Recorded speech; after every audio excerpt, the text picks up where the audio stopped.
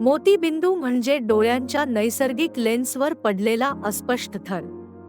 हे थर दृष्टी कमी करतो, विशेषतः वृद्धत्वामुळे. पण डायबिटीस, डोळ्यांना झालेली इजा, धूम्रपान किंवा सूर्यप्रकाशात जास्त वेळ राहणे यामुळेही होऊ शकतो.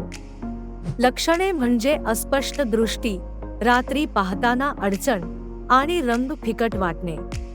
सुरुवातीच्या टप्प्यात चष्मा किंवा जास्त प्रकाशाचा वापर करून दृष्टी सुधारता येते. पण जेव्हा दृष्टी खूपच कमकुवत होते, तेव्हा शस्त्रक्रिया करावी लागते. या प्रक्रियेत खराब झालेली लेन्स काढून कृत्रिम लेन्स बसवली जाते. मोतीबिंदू टाळण्यासाठी संतुलित आहार, सूर्यप्रकाशापासून संरक्षण आणि मधुमेह नियंत्रणात ठेवणे महत्त्वाचे आहे. आपल्या दृष्टीची काळजी घेणे हे आपल्या आरोग्यासाठी आवश्यक आहे.